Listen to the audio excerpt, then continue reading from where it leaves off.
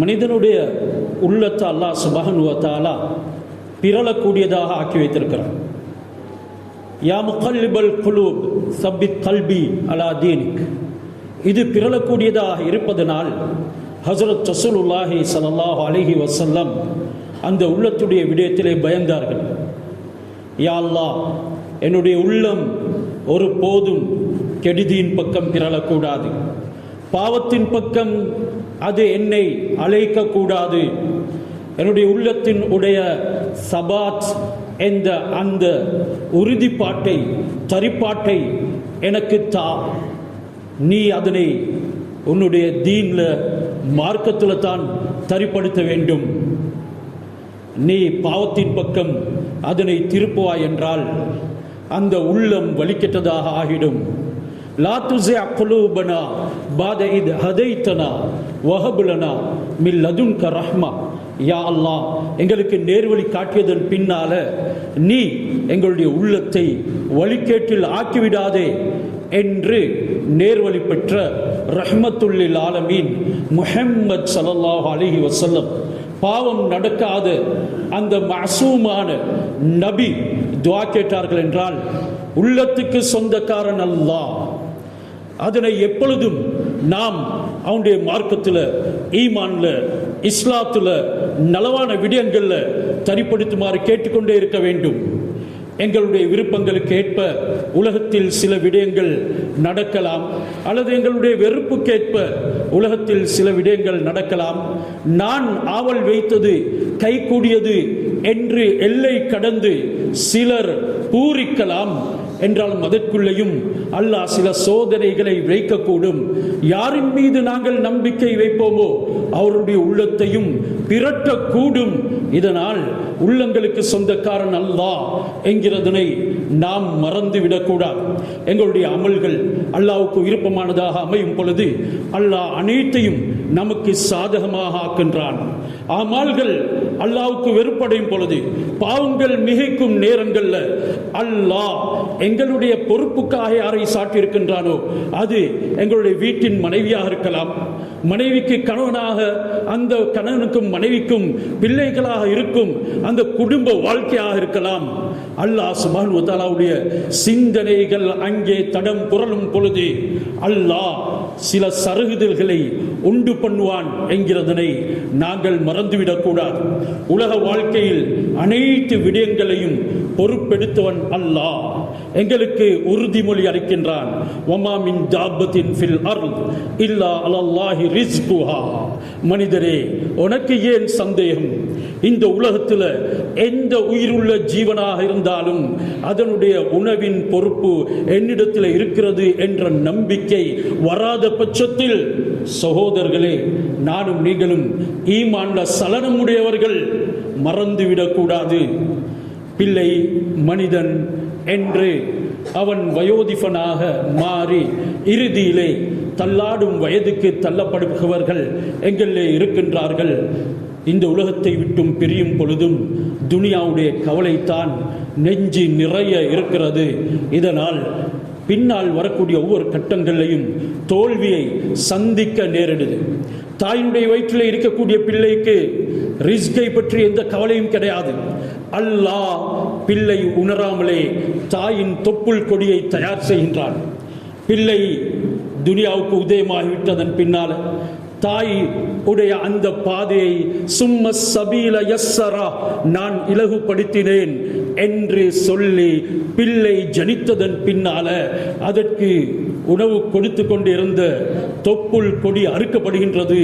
இந்த நேரம் பிள்ளையின் கவலை, ரிஸ்குடைய கவலை, இதனால் அழ ஆரம்பிக்கின்றது.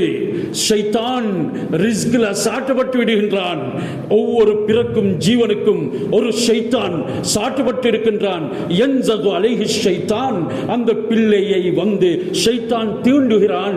இதனால் பிள்ளையின் மீது கவலை, பிள்ளைக்கு பசி ஏற்படுகிறது, ரிஸ்குடைய ஆர்வம் தேவை ஏற்படுது.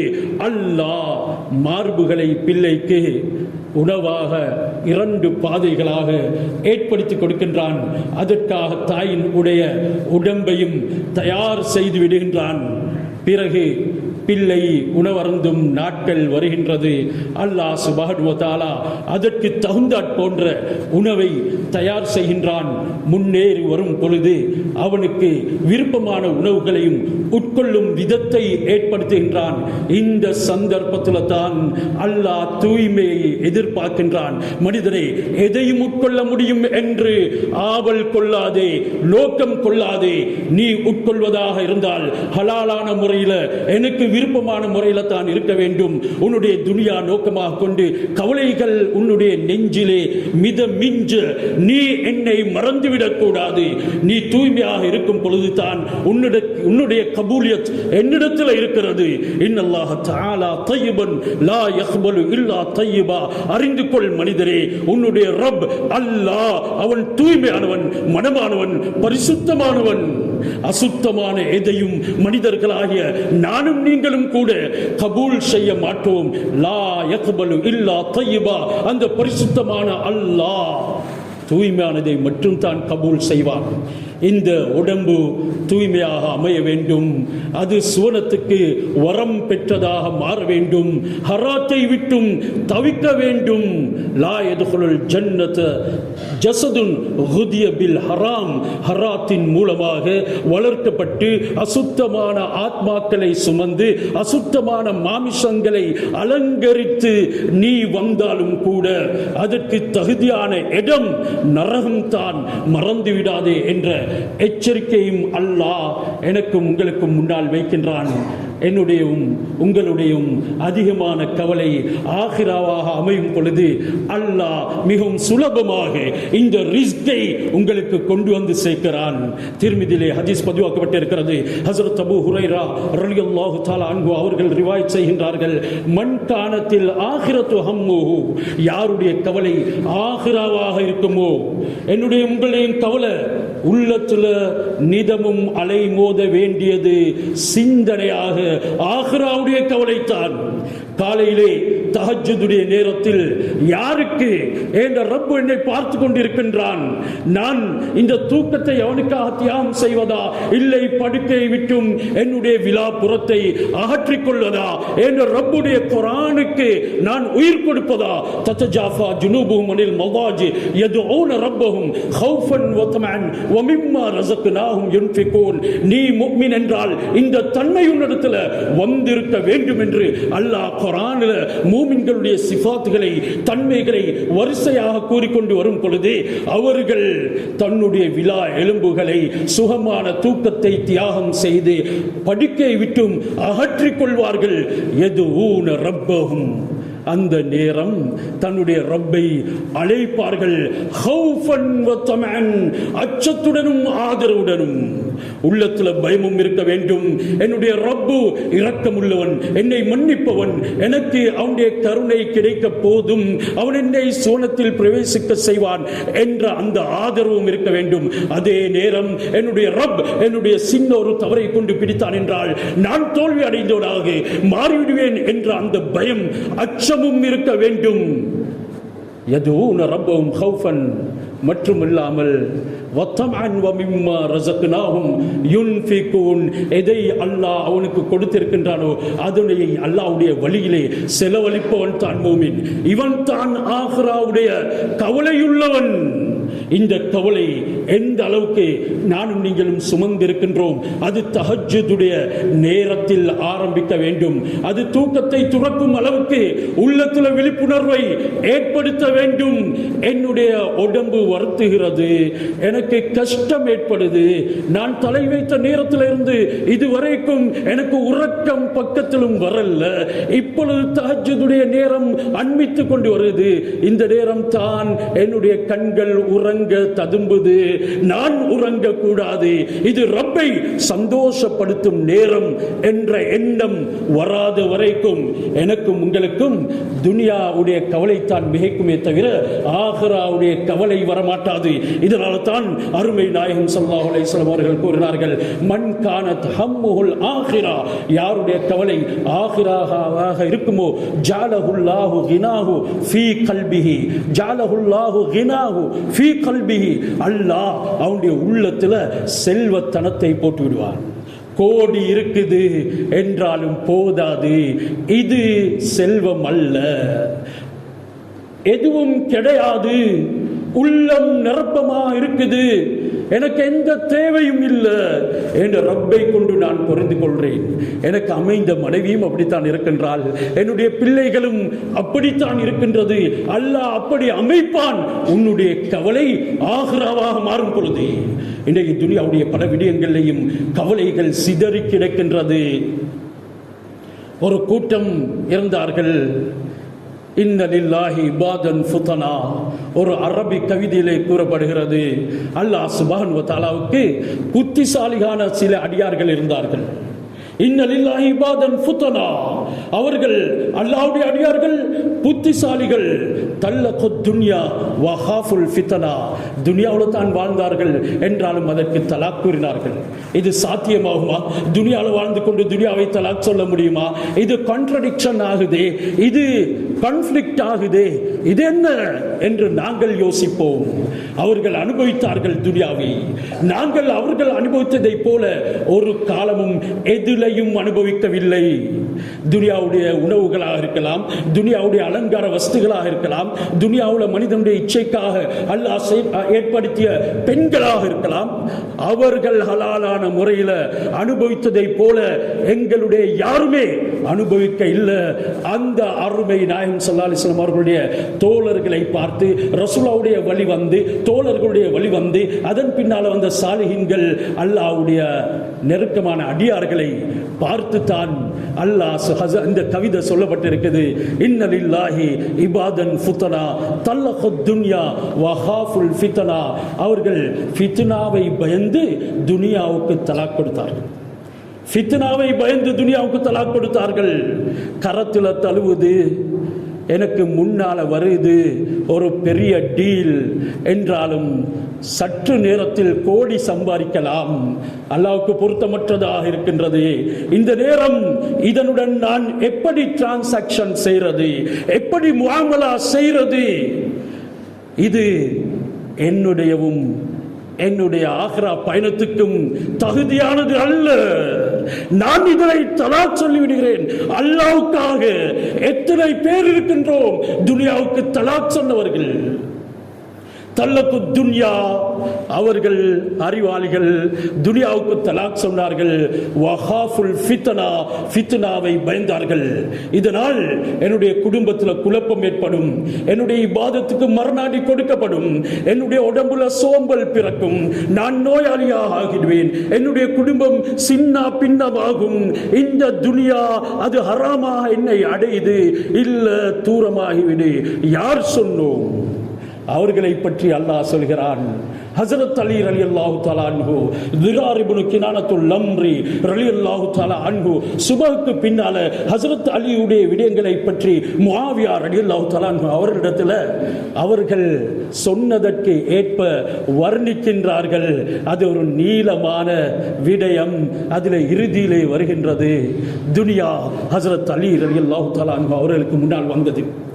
அவர்கள் ஹைஹாத்த ஹைஹாத்த, தூரமாகிவிடு தூரமாகிவிடு, கத்பதத்துக்கு சலாசன் துன்யா, நான் உனக்கு 3 தலாக் சொல்லிவிட்டேன். இன்றைக்கு வீட்டுக்கு போய் மனைவிக்கு தல்லகத்துக்கு தலாக் தலாக் என்று 3 தலாக் மனைவிக்கு சொன்னால் அவள் கேட்பாள், காரணத்தை சொல்லு, நான் உன்னை விட்டும் தூரமாகணுமா, உன்னை விட்டும் பிரியணுமா, நீ தலாக் சொல்றாயே என்ன காரணம் என்று கேட்பாள். அதே போல துனியா ஹஜ்ரத் அலி ரலியல்லாஹு தஆலா அவர்களிடத்துல கேட்கிறதை போல இருக்குது. நீ என்ன தலாக் சொல்றது காரணம் என்ன? 3 காரணங்களை முன்வைக்கிறார்கள். முதலாவது கசீர், இது தான் அறிவாளிகளுடைய அடையாளம். இதனால தான் அந்த அறிவை பாவித்து ஃபித்னாவை பயந்து அவர்கள் தலாக் சொன்னார்கள் துனியாவுக்கு. தலக்கு துன்யா வஹாஃபுல் ஃபித்னா, நான் உனக்கு தலாக் சொல்றேன். அதுல முதலாவது காரணம் கசீர், உன்னுடைய வாழ்நாள் ரொம்ப சுருக்கமானது. இந்த அறிவு எத்தனை பேருக்கு உள்ளத்துல வந்து போகுது? நீண்ட நீண்ட மேலெண்ணங்கள் தான் மிகைத்திருக்கிறதே தவிர, மனோ இச்சைகள் தான் அலைமோதுதே தவிர, இன்று என்னிடத்திலேயும் உங்களிடத்திலேயும் இந்த சிந்தனைகள் எந்த அளவுக்கு வந்து போகுது? இதனால் நான் என் ரப்புக்கு எவ்வளவு சமீபமாக இருக்கிறேன்? ஆக்ராவோட இந்த சம்பந்தம் இருக்குதா அல்லது துனியாவோட தானா நான் இணைந்து இருக்கின்றேன் என்கிறத சிந்தனை செய்து பாருங்கள். துனியா இல்லாமல் யாருக்கும் வாழ முடியாது. இதனூடாகத்தான் அல்லாஹ் சுப்ஹானஹு வ தஆலாவுடைய பொருத்தத்தை விருப்பத்தை பெற்றுக்கொள்ள முடியும். இதனால தான் அவனுடைய கட்டளைகளை நிலைநாட்ட முடியும். இது ஒரு சோதனை பீடம். இதனுடைய இறுதி முடிவை அல்லாஹ் மரணத்துடைய நேரத்திலே எனக்கும் உங்களுக்கும் காட்டுவான். ஆனந்தம் அடைவோம், சந்தோஷம் அடைவோம், நன்மாராயம் கூறப்படுவோம், கவலை இல்லாமல் பிரிவோம். இதுதான் என்னுடைய உங்களுடைய துனியாவுக்கு அனுப்பப்பட்ட நோக்கம் என்கிறதை மறந்துவிடக் கூடாது. சொன்னார்கள், கசீர், உனக்கு நான் தலாக் சொல்றதுக்கு முதல் காரணம் நீ யாருக்காக வேண்டி நின்றதும் இல்லை, உனக்காக யாரும் நிற்கிறதும் இல்லை, உன்னுடைய வாழ்நாள் ரொம்ப சுருக்கமானது. நல்லோர்கள் முன்னோர்கள் இந்த வாழ்நாளை பற்றி கேள்விப்பட்ட நேரம் அதனை நான் ஒரு சஜிதாவிலேயே கழித்து விடுவேன் என்று சொன்னவர்களும் இருக்கிறார்கள். என்றாலும் ஒரு சஜிதா கூட செய்வதற்கு நேரமில்லை என்றவர்களும் இன்றைய யுகத்தில் இருக்கிறார்கள். என்றால் அன்றைய காலத்தில் உள்ள நல்லோர்களுக்கும் நமக்கும் என்ன தொடர்பு என்கிறதை கொஞ்சம் சிந்தனை செய்து பாருங்கள். இரண்டாவது சொன்னார்கள், துன்யா, நான் உனக்கு தலாக் சொன்ன காரணம் யசீர், உன்னுடைய அபாயம் ரொம்பவும் இலகுவாக என்னை வந்து அடையக்கூடியது. அது தலைமைத்துவ ரீதியத்தில் வரும். அது பணம், சொத்து, செல்வங்கள் மற்றும் துனியாவுடைய வரவேற்பு, அதிகாரம் என்று எந்த முறையில் வந்து உன்னுடைய அபாயம் என்னை தோற்றுவிக்குமோ எனக்கு பயமாக இருக்குது. இதனால் இரண்டாவது தலாக்கும் உனக்கு கொடுத்து விட்டேன். மூன்றாவது மஜ்லிஸுக்கு ஹகீர். இன்றைக்கு மஜ்லிஸ் செல்லும் பொழுது அதில் ஒரு பெரிய விவரம் ஒன்று இருக்கிறது. அந்த மஜ்லிஸ்களுக்காக வேண்டித்தானே இன்றைக்கு அதிகமானவர்கள் தலைமை தாங்குகிறார்கள். அந்த மஜ்லிஸ்களின் காரணமாகத்தானே சிலர்கள் ஒன்று கூடுகின்றார்கள். அந்த மஜ்லிஸ்க்காக வேண்டித்தானே குரல் கொடுக்கின்றார்கள். அதற்காக தன்னுடைய காலங்கள் நேரங்களை செலவு செய்கிறார்கள். அதனுடைய நோக்கங்களுடைய இறுதி முடிவையும் அவர்கள் மறந்து விடுகிறார்கள். ஓண்ட மஜ்லிஸ் எல்லாமே கேவலமானது. மஜ்லிஸுக்கு ஹக்கீர், எதில் ரப்புடைய பிரஸ்தாபம் இருக்கின்றதோ அதனை தவிர உன்னுடைய மஜ்லிஸ் கேவலமானது. இந்த அறிவு எனக்கும் உங்களுக்கும் வர வேண்டும். மின் கில்லத்தி ஜாத். அதன் பின்னால ஹஜ்ரத் அலி ரலியல்லாஹு தஆலா அவர்கள் கூறுகின்றார்கள், நான் நாள மறுமைக்காக வேண்டி எடுத்துக்கொண்ட பிரயாண சாமான்கள் ரொம்பவும் குறைந்து விட்டது. ஓ வக்ஷத்தி தரீக், நான் போகக்கூடிய பாதை வெறிச்சிகரமானது. என்னுடைய நண்பர்கள் அங்கே கிடையாது. நான் அந்த தனிமையான பாதத்தில் போகணும். வபுஅதி சஃபர், அது ரொம்ப நீளமான பிரயாணம். கபரு, மஷர், சிராத் என்று எவ்வளவு தான் அதனை நான் மற்றீடு செய்ய. இது தான் அறிவாளிகளுடைய சிந்தனை. இந்த சிந்தனை கண்ணியமானவர்களே யாருக்கு இருக்கின்றதோ அல்லாஹ் சொல்கிறான், அவர்களுடைய துனியாவை நான் பொறுப்பேற்பேன். மன் கானத்தில் ஆகிரத்து ஹம்முஹு ஜஅலஹுல்லாஹு கினாஹு ஃபீ கல்பிஹி. கவலையை கொண்டு வா மனிதனே, உன்னுடைய உள்ளத்தில் நான் நிரப்பத்தை போட்டு விடுகின்றேன். வ ஜமஅலஹு ஷம்லஹு, எதுவெல்லாம் சிதறந்து கிடக்கின்றதோ அவைகள் அனைத்தையும் ஒன்றுபடுத்தி தருவேன். என்னால் ஈடு கொடுக்க முடியவில்லையே, அங்கலாய்க்கிறாயே, கவலைப்படாதே, நான் அனைத்தையும் ஒன்று சேர்த்து தருவேன். ஏன்? உன்னுடைய கவலை அது பிரத்யேகமானது, என்னுடைய நோக்கத்தோட சம்பந்தப்பட்டது. வாத்தத்தி துன்யா வஹிய ராகிமா, துனியா கேவலம் அடைந்து அவனிடத்தில் வந்துடும். சிலர் நினைப்பாங்க, சாமான் இல்லாமல் உள்ளத்தில் மட்டும் செல்வத்தை போட்டு என்ன செய்ய, பொக்கெட்டில் இல்லாமல் உள்ளத்தில் மட்டும் தேவையற்ற தனம் இருந்து என்ன செய்ய. அதற்கு பதிலாக ஹஸரத் ரசூலுல்லாஹி ஸல்லல்லாஹு அலைஹி வஸல்லம் அவங்க சொல்கிறாங்க, வாத்தத்தி துன்யா வஹிய ராகிமா, துன்யா அது இழிவடைந்து உனக்கு பின்னால் வர ஆரம்பித்துவிடும். அது வந்தாலும் உள்ளத்தில் இருக்க மாட்டாது. இதனால் உன்னை மிகைத்த செல்வந்தன் யாருமே இருக்க முடியாது என்ற கருத்தை சொல்கிறார்கள். அதற்கு ஆப்போசிட்டானதையும் எதிரானதையும் ஹஸரத் ரசூலுல்லாஹி ஸல்லல்லாஹு அலைஹி வஸல்லம் அவர்கள் சொன்னார்கள், ஒமன் கானத்தி துன்யா ஹம்முஹு, யாருடைய கவலை துனியாவாக இருக்குமோ ஜாலல்லாஹுல் ஃபக்ர பைன ஐனைஹி, அல்லாஹ் சுப்ஹானஹு வ தஆலா வறுமையை அவனுடைய 2 கண்களுக்கு முன்னாலேயே ஆக்கிவிடுவான். எதில கை வைத்தாலும் வெற்றி பெற முடியாது. பல பிளான்கள் பண்ணி, பல திட்டங்களை தீட்டி, நீண்ட நீண்ட ஆலோசனைகளை செய்து, தூர நோக்குடன் ஆரம்பித்த வியாபாரம் நஷ்டம் போய்விட்டது. தலையில கைய வைக்கிறார். கனவு கண்டு ஒரு நிலைமை அடைய வேண்டும், படிக்க வைத்தேன், என்னுடைய மகளை கண்டவனோட ஓடி போயிட்டார். தலையில கைய வைக்கிறார். எத்தனையோ காலம் முயற்சி செஞ்சு வெளிநாடுகளில் இருந்து சல்லி அனுப்பி வீடொன்றை நிர்மாணிக்கலாம் என்று நினைச்சேன்.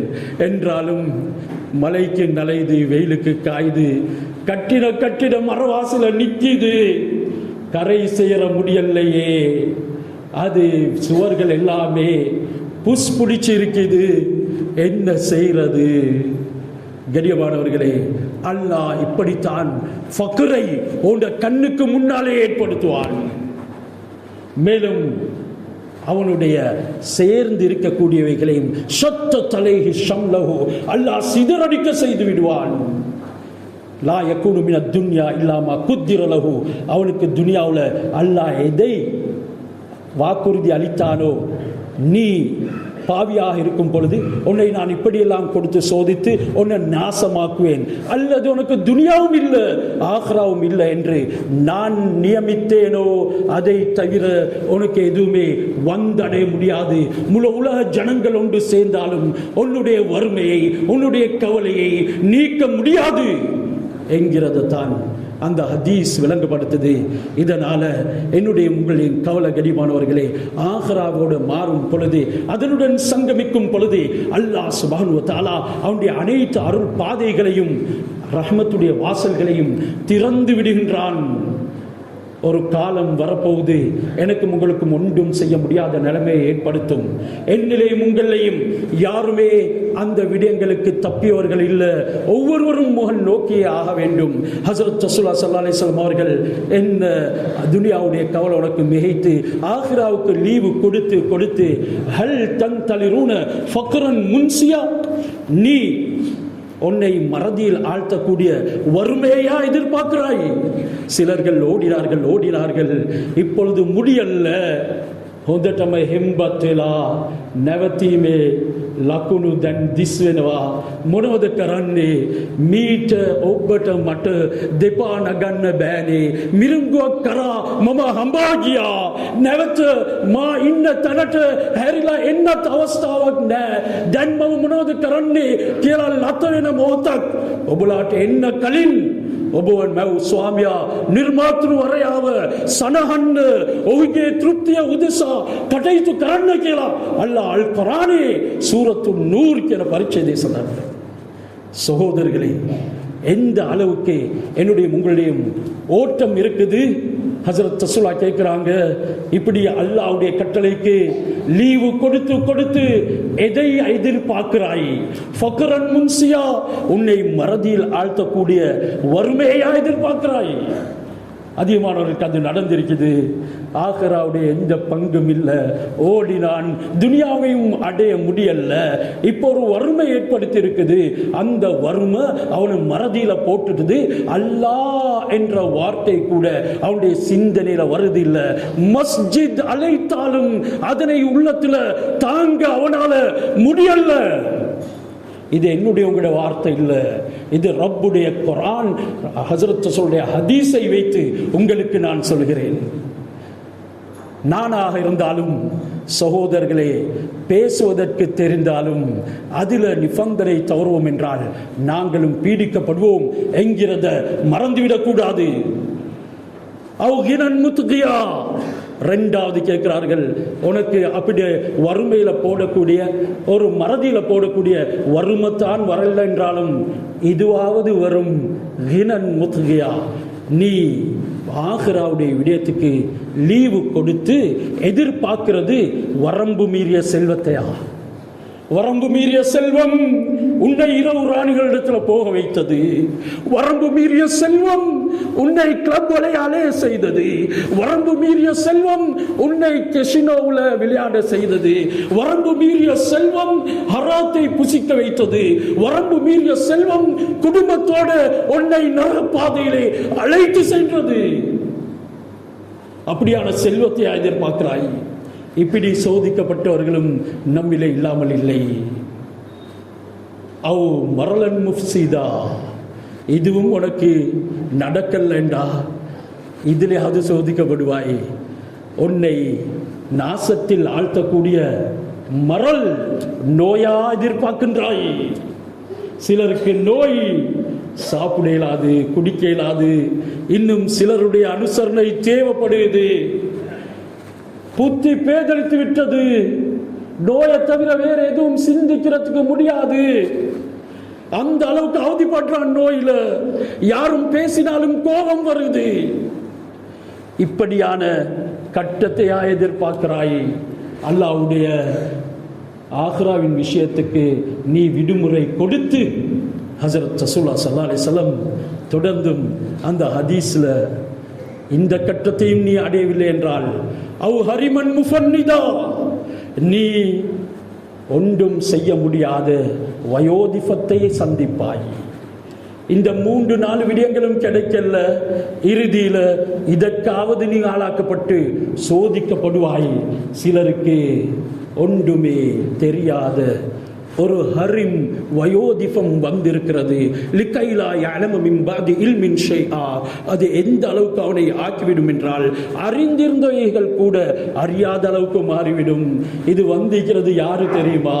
நோயில படுத்திருக்கக்கூடியவர்கிட்ட கேட்கப்படுது, அவர் பெத்த பிள்ளைய கூட அறிகிறார் இல்ல. அப்படியான ஒரு வயோதிபத்தையா எதிர்பார்க்கிறாய்? அதுவும் உனக்கு நடக்கலண்டா, அவ் மௌத்தன் முஜிஹிஸா, திடீர் மரணத்தை எதிர்பார்க்கிறாய். சிலரை திடீரென்று மௌத்து சம்பவித்துவிடும். என்ன செய்ய போறோம்? லா யஸ்ததீஉன தௌசியத்தன் வலா இலா அஹ்லிஹிம் யர்ஜிஊன். திடீர் மரணம் வந்தா அது சில நேரம் சந்தையில், எங்களுடைய கேஷியர்ல, எங்களுடைய பிரயாணத்தில், எங்களுடைய டிரைவிங்ல, எங்களுடைய பெட்ல, எந்த நிலைமையிலும் நீக்கலாம். மனைவி பக்கத்தில் இருக்கலாம் என்றாலும் திடீர் மரணம் வந்துவிடும். லா யஸ்ததீஉன தௌசியத்தன் வலா இலா அஹ்லிஹிம் யர்ஜிஊன். அவனுக்கு ஒரு வசியத் கூட செய்ய முடியாத நிலைமை உண்டாகிடும். அவனுடைய குடும்பத்துக்கு கூட அவனால போக முடியாது. எந்த காட்டுல, மேட்டுல, நஜிஸ்ல அவனை மௌத்தாக்குவேன் என்கிறத அல்லாஹ் பொருட்படுத்த மாட்டான் என்றும் ஹதீஸ் வந்திருக்குது.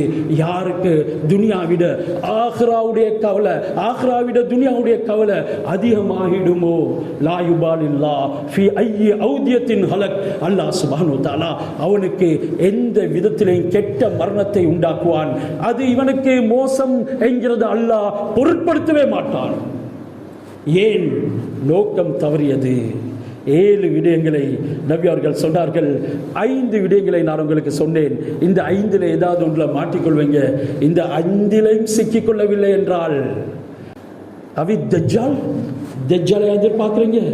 ஷர்ரு காயிபின் யுன்தலர், எதிர்பார்க்கப்படக்கூடிய மறைவானவற்றின் மிகவும் கெட்டது தான் தஜ்ஜால் உடைய அந்த சோதனை. இதுக்காவது சிக்குவீங்க. இதுலையும் நீங்க சிக்கல்ல.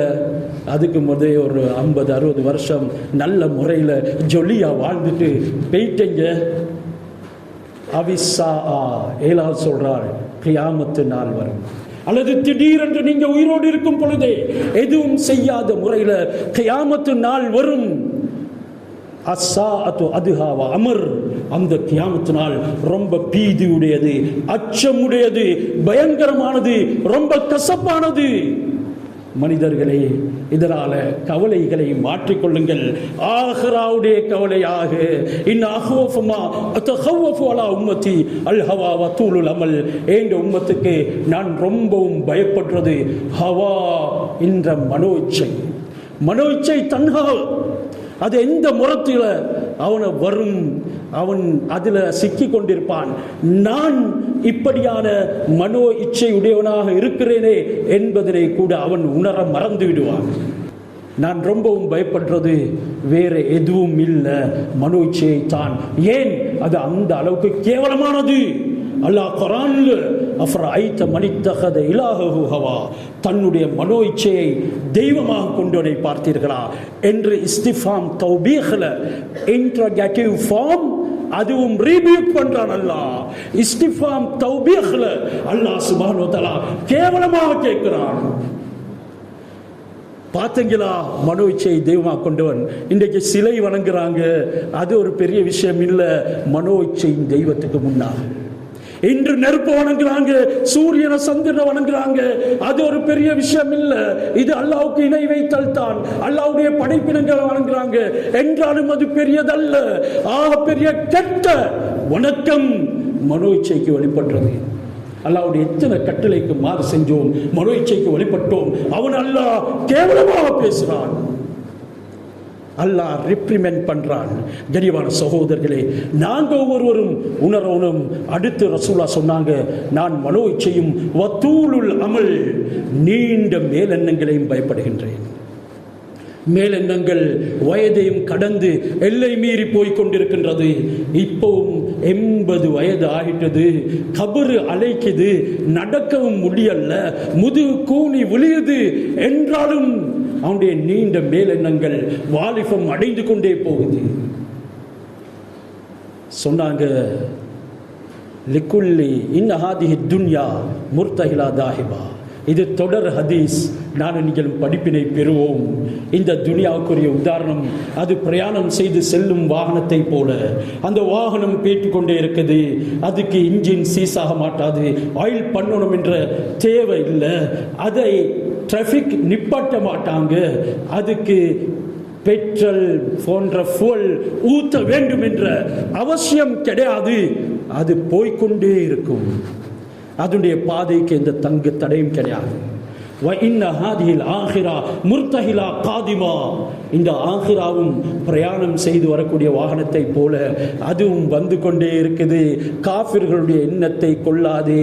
இன்னஹும் யரவுனஹு பஈதா, அவர்கள் அதனை தூரமாக காண்கிறார்கள். வனராஹு கரீபா, மூமின்களாகிய நாங்கள் அது சமீபத்தில் வந்ததாக காண்கிறோம். அதே போல ஒவ்வொரு மனிதனுடைய வாகனம் ஆகிராவுடையது, அவனை நோக்கி வேகமாக வந்து கொண்டிருக்குது.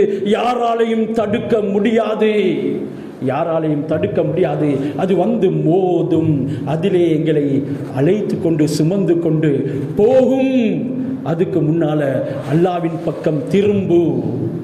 வலிக்குள்ளி வாஹிதின் மின்ஹுமா பனூன்.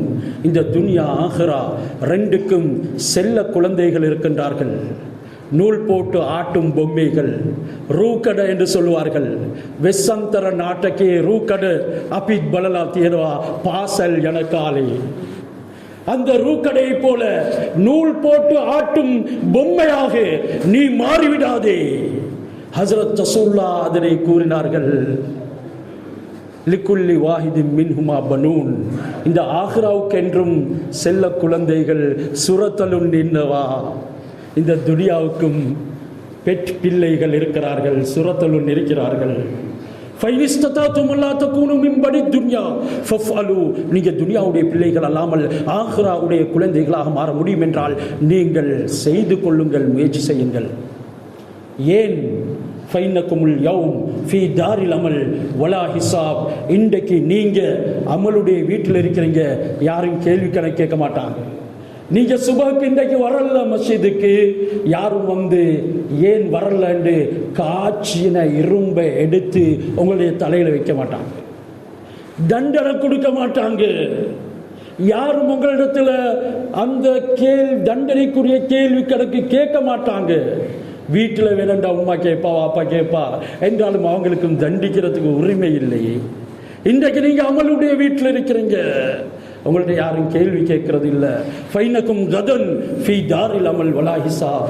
நாளைக்கு நீங்க அமலுடைய வீட்டில் இருப்பீங்க, நாளைக்கு நீங்க கேள்வி கணக்குடைய வீட்டில் இருப்பீங்க. அங்க அமலுக்கு எந்த சந்தர்ப்பமும் கிடையாது. அவகாச லபென்னின சகோதரர்களே, நானும் நீங்களும் அல்லாஹ் சுப்ஹானஹு வ தஆலாவுடைய அடியார்களாக மாறிடணும். அதற்கு நெஞ்சில துனியாவை விட ஆஹ்ராவை அதிகமாக சுமக்கணும். இன்ன லில்லாஹி இபாதன் ஃபுதனா தல்லகு துன்யா வ ஹாஃபுல் ஃபித்னா நலரு ஃபீஹா ஃபலம்மா அலிமு அன்னஹா லைஸத் லிஹய்யின் வதனா ஜஅலூஹா லுஜ்ஜதன் வத்தஹது ஸாலிஹல் அமாலி ஃபீஹா சுஃபனா. அந்த நல்லடியார்கள், புத்திசாலிகள் ஃபித்னாவை பயந்து துனியாவுக்கு தலாக் சொன்னார்கள். நலரு ஃபீஹா, அந்த துனியாவை ஆய்வு கண் கொண்டு பார்த்தார்கள். பர்யேஷனாத்மக தாசின் ஏ துனியாவ வித் ஓன் பெல்ம ஹெலுவா. பர்யேஷனாத்மக தாஸ், ஒவ்வொருத்தரும் கண்ணியமானவர்களே அந்த ஆய்வுபூர்வமான கண் கொண்டு இந்த துனியாவை பார்ப்போம். ஆனால் நானும் நீங்களும் வெளிரங்கத்தில் தான் பார்த்தோம் என்று அல்லாஹ் சொல்கிறான். யஅலமூன ஸாஹிரம் மினல் ஹயாத்தித் துன்யா, நீ பார்த்தது துனியாவுடைய வெளிரங்கத்தை மட்டும்தான். வஹும் அனில் ஆகிரத்தி ஹும் காஃபிலூன், ஆனால் நீ நாள மறுமையில் சம்பூர்ணமாக மறந்திருக்கிறாய். மறுமையுடைய விடயத்திலிருந்து நீ ரொம்ப தூரத்தில் இருக்கிறாய். அவர்கள் நலரு ஃபீஹா, ஆய்வு கண் கொண்டு துனியாவை பார்த்தார்கள். ஃபலம்மா அலிமு, அறிந்து கொண்டார்கள். நிகமனே கட்ட எலம்புடா அன்னஹா லைஸத் லிஹய்யின் வதனா மே ஜீவத்வன்னட சுதுசு ஸ்தானியாக் நோய், இது உயிர் வாழ்வதற்கு தகுந்த இடம் அல்ல என்பதனை அவர்கள் விளங்கி கொண்டார்கள். ஜாலூஹா லுஜ்ஜத்தன், அதனால அவங்க எடுத்த முடிவு என்ன? இதனை ஒரு சமுத்திரமாக மாற்றினார்கள். இந்த துனியாவை அலைமோதும் சமுத்திரத்துக்கு ஒப்பாக்கினார்கள். வத்தஹது சாலிஹல் அமல் ஃபீஹா சுஃபுனா, சாலிஹான அமல்களை இந்த துனியா என்ற சமுத்திரத்தை கடப்பதற்கு கப்பல்களை போல ஆக்கி கொண்டார்கள். என்றால் இன்று அவர்களுக்கு முன்னால அல்லாஹ்வுடைய கட்டளைகளுக்கு நாங்கள் மாறு செஞ்சு எந்த விமோசனத்தை அடைய போகிறோம் என்கிறத கொஞ்சம் சிந்தனை செஞ்சு பாருங்க. சகோதரர்களே, தலையங்கங்கள் ஏராளமாக இருக்கலாம், மிம்பர் மேடைகள் அலங்கரிக்கப்படலாம், என்றாலும் உள்ளத்தினுடைய பரிசுத்தமும் ஆகிராவுடைய சிந்தனையும் வராத வாழ்க்கையில் எந்த விதமான பிரயோஜனமும் இல்லை என்கிறத மறந்து விடாதீங்க. அல்லாஹ் சுப்ஹானஹு வ தஆலா எனக்கும் உங்களுக்கும் புத்திகளை தர வேண்டும். துனியாவுடன் எந்த முறையில் அல்லாஹ் சுப்ஹானஹு வ தஆலா முஆமலா செய்யுமாறு, கை கலக்குமாறு எனக்கும் உங்களுக்கும் சொன்னானோ அந்த விதிமுறையை படிப்பதற்கு ஈமான் உடைய காரியங்களில் அதிகமாக எங்களை ஈடுபடுத்த வேண்டும். இதனால் அல்லாஹ் சுப்ஹானஹு வ தஆலா நம் அனைவருக்கும் துனியா ஆஹ்ரா இரண்டினுடைய சாதனைகளை பெறக்கூடிய பாக்கியத்தை நல்குவானாக. எங்களுடைய பாவங்களை நன்மைகளாக மாற்றி அருள் புரிவானாக. எங்களுடைய நாட்டுக்கு, ஊருக்கு, மஹல்லாவுக்கு என்று முழு உலகத்துக்கும் சுபீட்சத்தை ஏற்படுத்துவானாக. பாலஸ்தீனம், லெபனான் மற்றும் உண்டான இடங்களில் முஸ்லிம்கள் பாடுபட்டு கொண்டிருக்கின்றார்கள். கயவர்கள், மோசமானவர்கள், உயிர்கொல்லிகள் மூலமாக சோதிக்கப்பட்டு கொண்டிருக்கின்றார்கள். அவர்களுடைய விஷமங்களை விட்டும் பாதுகாத்து அருள் புரிவாயாக. அவர்கள் இழந்தவைகளை மீட்டு கொடுப்பாயாக. உன்னுடைய மலக்குகளை கொண்டு பிரத்யேகமான உதவிகளை அவர்களுக்கு செய்து அருள் புரிவாயாக. உலக வாழ் முஸ்லிம்கள் கலிமா சொன்னவர்களுக்கு யா அல்லாஹ் இந்த பூமியில தலை நிமிர்ந்து வாழும் பாக்கியத்தை நசீபாக்குவாயாக. நம் அனைவருடைய இறுதி முடிவை நல்லதாக ஆக்கி அருள் புரிவாயாக. துஆக்களை கபூல் செய்வாயாக. வாஹிரு தாவானா அனில் ஹம்துலில்லாஹி ரப்பில் ஆலமீன்.